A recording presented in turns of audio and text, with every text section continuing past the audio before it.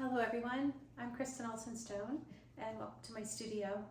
I'm working on this really big oil painting of Monet's garden in Giverny, and I've been working on the lily pads, and I'm going to add some more lily flowers next, and I'm also going to give some more definition to the lily flowers that I've already put in, but I'm going to put in a few down here. If you watched my last video, I talked about adding the lily pads and the reflections and things like that.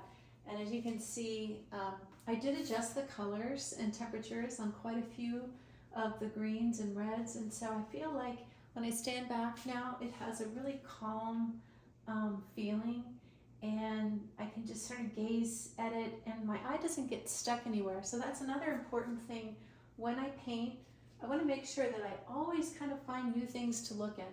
It could just be a color transition like this pink into this gray, or something like that. It doesn't have to be finding something like a duck swimming on the pond, but I like to just keep finding new things. So that's another reason that I paint my paintings in layers, and I keep building and building and building and making it more and more interesting until it's has enough paint, or that, you know, that perfect amount of paint on it and the right feeling and so on, which is a hard thing to put into words, but art is a visual language. It's its own language that speaks for itself.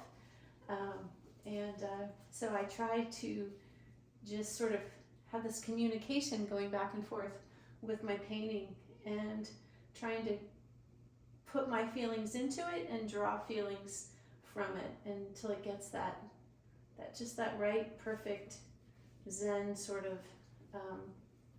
feeling, whatever that is. It's hard to describe. So I didn't mention this before, but I primarily use these paints. These are Rembrandt professional paints, and this is the Cobra line, and they're fabulous. And I've been painting this entire painting with knives. I sometimes start out with some brushes, and I do my drawing with a brush like this, a nice pointed one, but then I do all the painting and build up these really nice thick layers of paint with a variety of knives, and I like to use these knives with a rounded tip. So those are my favorite ones to use, and I have a lot of different colors that I use. Probably there'll be 25 different colors in this painting, plus all of the colors that I mix, of course.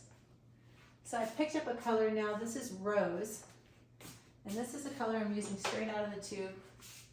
And when I'm trying to decide where to put one of the flowers, I put some of the paint on the back of my knife, and I hold it at arm's length, and I close one eye and I kind of move it around and try to imagine what would that color look like right here, for instance.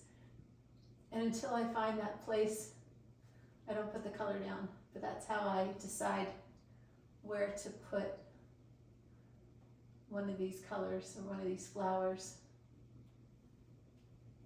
And I'm going to put a pair of them here. And now I'm going to pick up some white paint and give the flower a little dimension. So the thing that gives dimension or makes things look three-dimensional, well, there's a few things, but when it comes to color, is having a light color and a dark color to show the light hitting the top petals, but then they have a darker petal color underneath. So I'm also going to add an even darker color now to the bottom to give it even more dimension. That's not quite dark enough. This is a beautiful color that I like to use called Permanent Red Violet.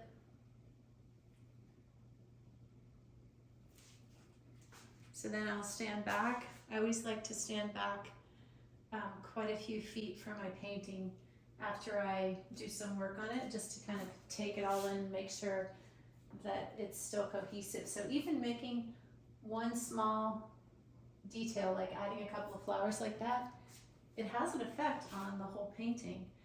And I want to make sure that I continue making it look cohesive and three-dimensional.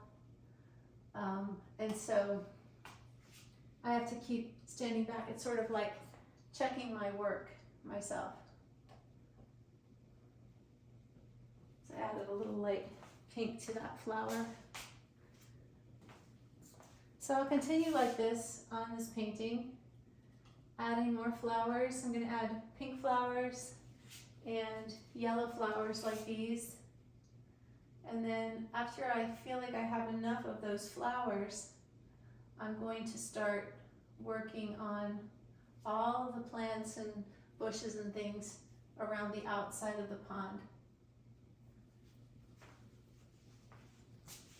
I'm also going to focus on this area back here where I'm going to have some dramatic light effects. So thanks for watching.